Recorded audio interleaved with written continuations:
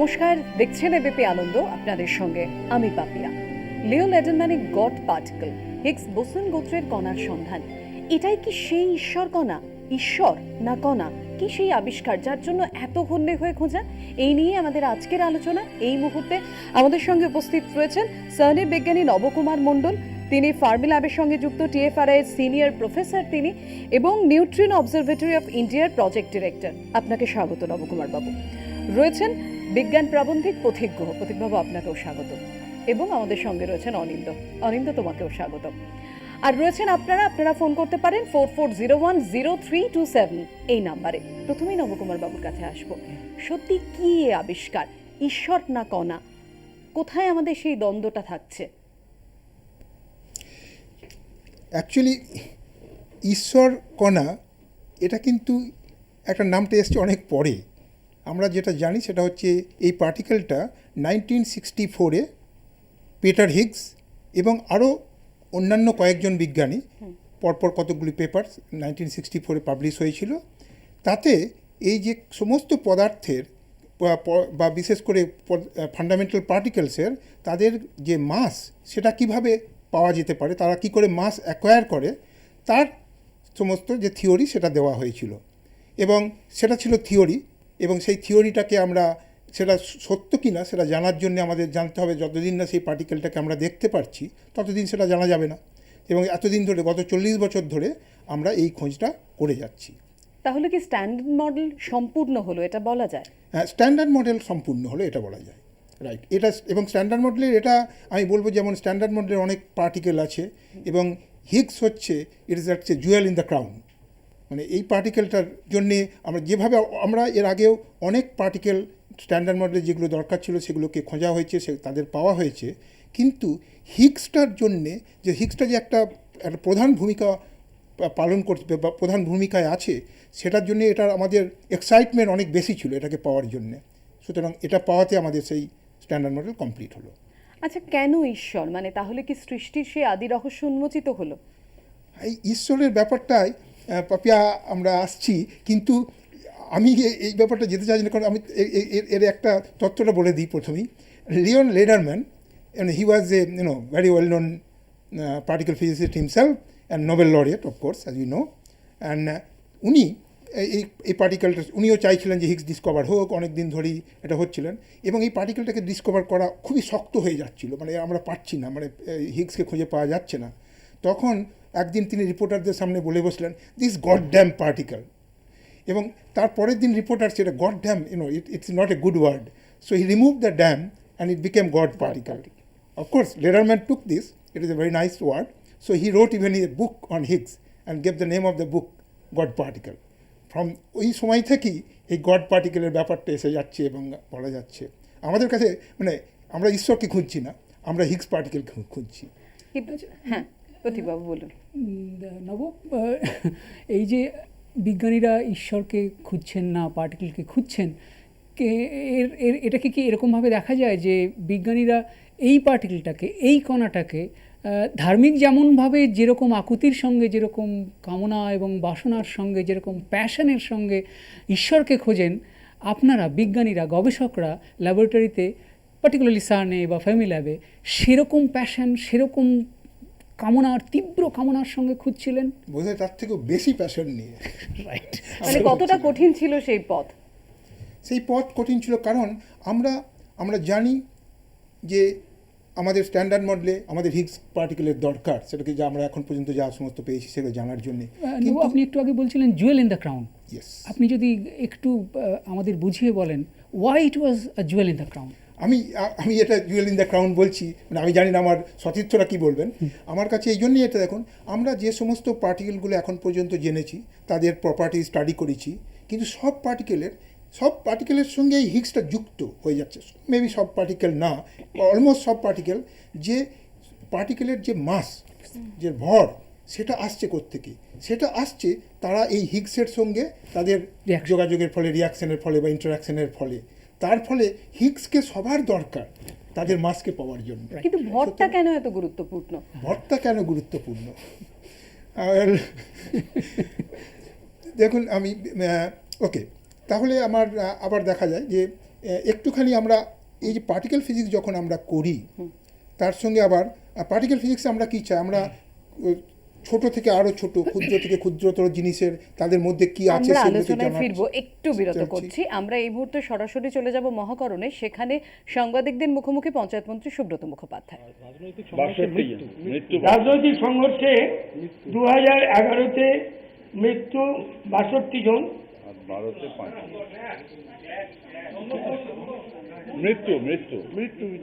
2011 সালে রাজনৈতিক সংঘর্ষে রাজ্যে যেখানে প্রথম 5 মাস বামফ্রন্ট সরকার, সেখানে মৃত্যুর সংখ্যা 62, হ্যাঁ। এবং 2012 সালে এটা ঠিকই, আমি বললাম, হ্যাঁ, ঠিকই। এটা 2011 বলতে 2011 প্রথম 5 মাসে, প্রথম 5 মাসে সংঘর্ষ এবং মৃত্যু 62 জন, আর ভারতে 5টি। এর ব্রেকআপ 2011-তে প্রথম 5 মাসে 62, আর 2012-তে 5টি, এখন পর্যন্ত। আর খুন হয়েছিল 35 জন টিএমসি 2011 সালে, ওই আর 62-র মধ্যে, আর 27 জন সিপিএম। CPM and other. আর 2012 সালে মারা গেছে রাজনৈতিক এই সংঘর্ষে 5 জন, 3 জন তৃণমূল কংগ্রেস, 1 জন সিপিএম এবং আদার্স 1 জন। এই তথ্যটি আমরা সরকারি সূত্রে সংগ্রহ করার পর জানালাম এই কারণে যে দয়া করে চিদম্বরমজি যদি এই তথ্যটি সংগ্রহ করেন তাহলে বোধহয় ভুল স্টেটমেন্ট করার দরকার হতো না। ব্যাস, ঠিক আছে। আমরা আবার আমাদের আলোচনায় ফিরছি, হিগস বোসন বা ঈশ্বরকণা, যেটা নিয়ে আমরা আলোচনা করছি। এবং খুব স্বাভাবিকভাবেই যেটা একটা প্রশ্ন ছিল যে কেন বস্তুর ভর কেন এত গুরুত্বপূর্ণ, আমরা আলোচনায় ফিরবো। কিন্তু এই মুহূর্তে আমাদের সঙ্গে একজন রয়েছেন ওমর ফারুক সরকার, এই মুহূর্তে আমাদের সঙ্গে রয়েছেন হাওড়া থেকে। ওমর ফারুক সর্দার, বলুন আপনার প্রশ্ন। নামটা ওমর ফারুক সর্দার। সর্দার, তাই বলেছি, সর্দার। সকলকে নমস্কার এবং শুভেচ্ছা জানাচ্ছি আর কি। আর আমি নিজে চেঙ্গাইল হাই মাদ্রাসার একজন পদার্থবিদ্যার শিক্ষক। তো ছাত্রদের পড়াতে গিয়ে আমরা অনেক সময় পড়াই যে প্রাথমিক ধারণা দিতে গিয়ে যে ভর কাকে বলে। এখন বস্তুর মধ্যে যতটা পদার্থ আছে তাকে ভর বলে। এখন এইটা বোঝাতে গিয়ে ওই লেভেলে মানে নিজেদের মনের কাছেই একটা সংশয় থেকে যায়, এটা যেন সেই কোনো একটা কিছু গোপন করে ভরের সংজ্ঞা দেয়া, কতটুকু পদার্থ আছে। এখন বিজ্ঞানের এই যে সার্নের যে গবেষণাটা হচ্ছে, এটা অনেকদিন ধরেই মানে আমরা অনুসরণ করছি যে এমন কিছু কণা রয়েছে যে কণা এই ভরের জন্ম দেয়। সেটা এই হিগস বোসন কণার নামটা এসেছে, কিন্তু কাগজে ঠিক ওই জাতীয় ওই পার্টিকুলার কণাই আবিষ্কার হয়নি, একটু সংশয় প্রকাশ করা হয়েছে, কিন্তু ওই জাতীয় কণা। এখন এইটা একটু সংশয় রয়েছে, এই জায়গাটা যদি একটু পরিষ্কার করা হয় তাহলে একটু ভালো হবে। এইটা একটা কোশ্চেন আমার। আর দ্বিতীয় আর একটা কোশ্চেন আছে, সেটা হচ্ছে আমাদের যে ভারতীয় হিসাবে গর্ববোধ করি যে সত্যনারায়ণ বসুর নামটা জড়িয়ে আছে এর সঙ্গে, যে তারও মানে বোসন কণা নিয়ে তো আমরা এই বিষয়ে ধরুন অনার্স লেভেলে বা এমএসসি লেভেলে গিয়ে বোসন কণা নিয়ে পড়াশোনা করেছি। তো এখন এই বোসন কণার যে এতটা গৌরব সে বিষয়ে মানে এটা যদিও মূল বিষয়বস্তু থেকে একটু অন্য প্রশ্ন, যে আমাদের সত্যেন্দ্রনাথ বসু মরণোত্তর নোবেল পুরস্কারের জন্য বিবেচিত হবেন না, এই একটা কাগজের খবর পড়ছিলাম। তাহলে কি আমরা একটা বিরাট ব্যাপার বঞ্চিত হবো না বাঙালি হিসেবে? এই ব্যাপারটাও একটু রাখলাম আর কি। তো এই বিশেষ করে অনেক ধন্যবাদ উত্তরটা দেবার জন্য এটা একটু আবেদন করছি আর কি। অনেক ধন্যবাদ, আপনি আমাদের সঙ্গে থাকুন। অনেক আসবো। এই মুহূর্তে আমরা চিদম্বরমের সাংবাদিক বৈঠকে সরাসরি চলে যাচ্ছি। Please go and play the tape of my Calcutta Chamber of Commerce meeting. Last question. This side, anybody? Okay. Has a question? Right. Thank you very much. No. They have alleged that you are talking on state law and order situation, that is state matter, and being a central minister, how can you? I'm sorry. Inter-party clashes is a matter that concerns everyone. Everyone can talk about it. Inter-party clashes is not acceptable in a democracy. I was talking about democracy and the ways of democracy.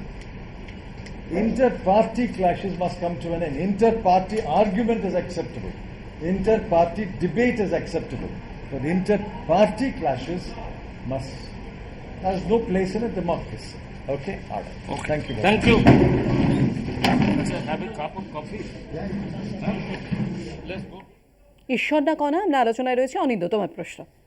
হ্যাঁ, আমি উনি যে প্রশ্নগুলো করছেন তার সাথে খালি মানে একটা জিনিস নিয়ে আলোচনা মানে আপনাদের জিজ্ঞেস করতে চাই যে বিভিন্ন পত্রপত্রিকা বা কাগজে আজকে যখন এই খবরগুলো বেরোচ্ছে, তো আমাদের মতন সাধারণ মানুষের পক্ষে একটু বুঝতে অসুবিধা হচ্ছে যে সত্যিই কি আবিষ্কার হয়েছে, এবং যেটা বারবার করে সবকটায় রয়েছে, যেহেতু এটা একটা হিগস বোসন কণা বলে জিনিসটাকে অভিহিত করা হচ্ছে, তো সত্যেন্দ্রনাথ বোসের নামটা বা ছবি বারবার করে আমাদের আজকে এবিপি আনন্দর প্রোগ্রামেও আসছে।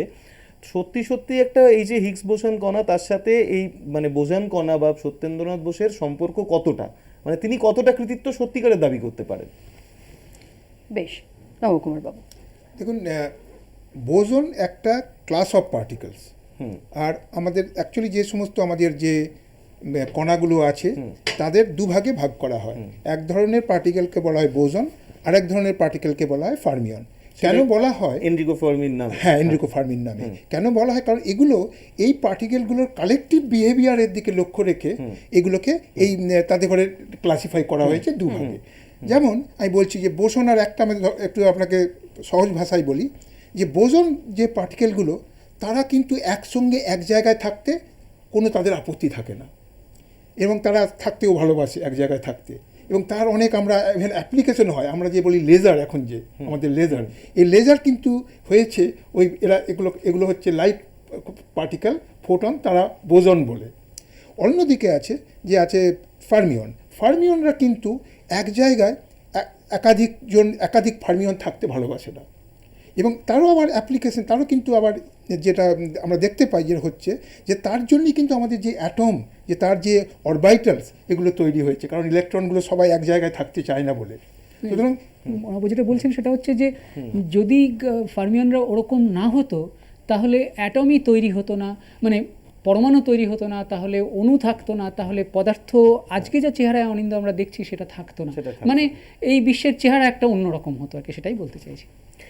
মানে আমার প্রশ্নটা ছিল যে এই এক ধরনের কণা, সেই কণাটার সঙ্গে আজকে জড়িয়ে রয়েছে সত্যেন্দ্রনাথ বোসের নাম, সেটাকে আমরা কাগজে বা মিডিয়াতে যতটা করছি, আমি বলছি যে সেটা কি সত্যি সত্যি মানে সত্যেন্দ্রনাথ বোসের এই হিগস বোসন কণা আবিষ্কারের পেছনে কতটা তুমি যদি এই প্রশ্নটা যদি এই হয় যে আমরা যে পার্টিকেলটাকে সার্নের এক্সপেরিমেন্টে যেটা দেখা গেছে সেটা কি বোসন ফ্যামিলির, তা যদি হয় সেটা আমরা বোসন ফ্যামিলি, সেটা নিশ্চিত হতে পদার্থবিজ্ঞানীদের এই সংশয়টা কেন, মানে এত দেরি না? কিন্তু আমরা যেটা সংশয়টা কিন্তু ওখানে না, সংশয়টা আছে যে আমরা যে হিগসটাকে দেখেছি এই হিগসটাই কি দি অনলি হিগস, আর এর সমস্ত প্রপার্টি, এর যে সমস্ত ধর্ম, সেগুলো কি যে আমাদের যে একবারে টেক্সট বুকের যে ধর্মগুলো লেখা আছে 1 নম্বর 2 নম্বর 3 নম্বর 4 নম্বর, সবগুলো কি একদম মিলে গেছে? সেটা যদি জিজ্ঞেস করা যায় তাহলে কিন্তু আমরা তার একবারে সবগুলোর উত্তর দিতে পারবো না আমরা এখন পর্যন্ত, কারণ সবগুলোকে আমরা দেখতে পারিনি, এখন তো আমাদের লিমিটেড স্ট্যাটিস্টিক্স এগুলো দিয়ে দেখা হয়েছে। এখন পর্যন্ত যেগুলো দেখা হয়েছে তার থেকে ইন্ডিকেট করছে যে এখন পর্যন্ত তার যে ধর্মগুলো দেখা গেছে সবই হিগসের সঙ্গে মিলে যাচ্ছে, কিন্তু হিগসের আরও ধর্মগুলো আছে, সেগুলো আমাদের আবার আস্তে আস্তে, এটা একটা প্রাইমারি অবজারভেশন, এটা আমার মনে হয় আগামী দিনে আরো অনেকগুলো পরীক্ষার প্রয়োজন আছে, যেটাতে এটাকে আরো রিফাইন্ড হতে হবে, নইলে আমার মনে হয় কনফার্ম যে যেমন আমাদের পার্টিকেল ফিজিক্সে আছে যে স্ট্যান্ডার্ড মডেলে আমরা একটাই হিগস আছে, কিন্তু আমরা দেখবো পরে যে স্ট্যান্ডার্ড মডেলের বাইরেও যে আমাদের পার্টিকেল ফিজিক্স আছে সেখানে কিন্তু আমরা মাল্টিপল হিগস চাই, একাধিক হিগস পার্টিকেল থাকতে পারে। তাহলে এখানে প্রশ্ন হতে পারে যে এইটাই কি একমাত্র হিগস, না এটা একটা হিগস ফ্যামিলির একটা কোনো পার্টিকেল? আমরা আলোচনায় আসছে এই মুহূর্তে আমাদের সঙ্গে আরেকজন দর্শক বন্ধু রয়েছেন, বিকাশ বন্দ্যোপাধ্যায়, হাওড়া থেকে। বলুন আপনার প্রশ্ন। আচ্ছা, আমার নমস্কার সবাইকে জানাই। হ্যালো, হ্যাঁ বলুন আপনার প্রশ্ন বলুন। হ্যাঁ, আমি সবাইকে নমস্কার জানিয়ে আমার প্রশ্নটা করছি। আপনাদের যে প্রোগ্রামটা ঈশ্বর না কণা, এটা বা ঈশ্বর কণা যাই হোক, how it is related to the creation of the universe, এটা জানতে চাইছি, এবং এর সম্বন্ধে ফিউচারও কি দেখা যেতে পারে? বেশ, আপনি আমাদের সঙ্গে থাকুন। কি ধরনের চেঞ্জেস হতে পারে? আপনি আমাদের সঙ্গে থাকুন। প্রতীকটা প্রশ্নের উত্তর ব্রহ্মাণ্ডের উৎপত্তির সঙ্গে এই হিগস কণা বা ঈশ্বর কণা, যেভাবে এটাকে বলা যাক না কেন, ব্রহ্মাণ্ডের উৎপত্তির সঙ্গে, জন্মের সঙ্গে সরাসরি সম্পর্কিত নয়, কিন্তু জন্মের পরে যে ঘটনাগুলো ঘটেছে, ব্রহ্মাণ্ড যখন প্রথম জন্মেছিল তখন তার যা চেহারা ছিল সেটা একেবারেই মানে কল্পনার অতীত, আমাদের ভাবনার অতীত, চিন্তার অতীত।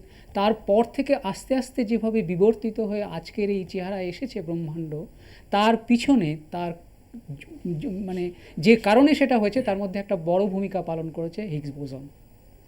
আপনার একটা প্রশ্নের উত্তরে এই। আর আপনার দ্বিতীয় যে প্রশ্নটি ছিল সেটা হচ্ছে যে ভবিষ্যতে এ সম্পর্কে আর কি জানা যেতে পারে। অধ্যাপক মণ্ডল যেটা বলছিলেন সেটার সূত্র ধরে আমি এটুকু বলি যে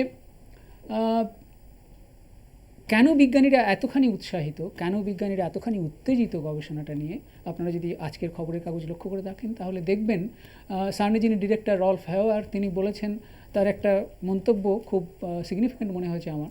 তিনি বলেছেন, আমরা পেয়েছি। এখন কি জিনিস পেলে ওরকম একজন অত বড় ল্যাবরেটরির একজন অধিকর্তা বলতে পারেন আমরা পেয়েছি? এবং মনে রাখবেন বন্ধু যে এই অ্যানাউন্সমেন্টটা যখন, এই মন্তব্যটা উনি যখন করছেন তখন 1000, কমপক্ষে 1000 বিজ্ঞানী ওই হল ঘরে বসে আছেন, যেখানে নব অনেকবার সেই ঘরে সাক্ষী হয়েছেন, নিশ্চয়ই অনেকবার সেখানে অনেক সেমিনার শুনেছেন।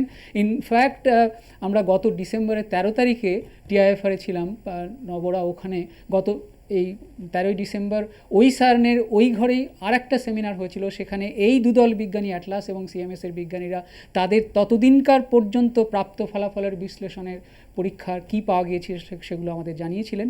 সেখানটায় নব বসেছিলেন, ঠিক আমার মনে আছে, এবং অত্যন্ত আগ্রহের সঙ্গে নব লক্ষ্য করছিলেন যে কী অ্যানাউন্সমেন্ট হয়। আমরা কয়েকজন সাংবাদিক সেখানে ছিলাম, আমরা বারবার নবকে জিজ্ঞেস করছিলাম, অনেক সময় মিস করে যাচ্ছিলাম, নবকে জিজ্ঞেস করছিলাম, আচ্ছা কী বললেন এটা? নব আমাদের ব্যাখ্যা করে বোঝাচ্ছিলেন যে ওরা বলছেন এই জিনিসটা। আমার দৃশ্যটা মনে আছে এই জন্য যে নবর চোখে মুখে যে আগ্রহ, যে উত্তেজনা, যে আকর্ষণ লক্ষ্য করছিলাম আমি, তাতে আমি বুঝতে পারছিলাম যে ওদের কাছে যেন বিশ্বব্রহ্মাণ্ডের একটা শুধু পদার্থের ভর নয়, হিগস বোসন যেন ওদের কাছে অনেকগুলো প্রশ্নের উত্তর। কীরকম? কালকে তার কিছু কিছু উত্তর সার্নের প্রেস রিলিজে আমি দেখছিলাম, সেখানে এই যে হিগস বোসনটা, একটু আগে নব বলছিলেন যে হিগস বোসনটা স্ট্যান্ডার্ড মডেল, মানে বিজ্ঞানীদের যে কণা পদার্থ বিজ্ঞানের সবচেয়ে বড় যে তত্ত্বটা, যেটাকে নামটা